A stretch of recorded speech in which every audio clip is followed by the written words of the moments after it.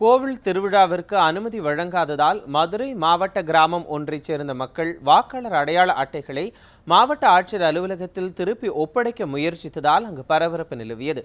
மதுரை மாவட்டம் அப்பன் திருப்பதி அருகே உள்ள வேப்புதூர் வெள்ளியம்குன்றம் கிராமத்தைச் சேர்ந்த 60க்கும் மேற்பட்ட கிராம மக்கள் தங்களுடைய வாக்காளர் அடையாள அட்டையை மாவட்ட ஆட்சியர் அலுவலகத்தில் ஒப்படைக்க வந்தனர். கோவில் திருவிழாவை நடத்துவது தொடர்பாக அப்பன் திருப்பதி போலீசார் பொங்கல் வைத்து வழிபாடு நடத்த அனுமதி மறுப்பதாகவும் அதனால் தங்களின் மத உணர்வுகள் பாதிக்கப்படுவதாகவும் அவர்கள் தெரிவித்தனர். வரும் ஏப்ரல் 12ஆம் தேதி கோவில் திருவிழாவை நடத்த அனுமதிக்காவிட்டால் தங்கள் வீடுகளில் கருப்பு கொடி கட்டப்போவதாகவும் சட்டமன்ற தேர்தலை புறக்கணிக்கப் போவதாகவும் மாவட்ட ஆட்சித்தலைவரிடம் மனு அளித்துள்ளனர். திருவிழா நடக்காமல் பயமாக இருக்காங்களுக்கு. அதனால் திருவிழா போன செவ்வாய்க்கிழமை நிச்சயம் பண்ணி கெடு வச்சு காப்பு கட்டிருக்காங்க. இப்போ செவ்வாய்க்கிழமை திருவிழா நடக்கலைன்னா எங்களுக்கு வேறு வழி இல்லை. ஜானா ரீதியாக இந்த வாக்காளர்களில் போச்சு வீட்டு கருப்பு கொடி வதி தேர்தல் துக்க நாளாக அனுசரிப்பு நாங்கள் தேர்தல் புறக்கணி பண்ணுவோம்.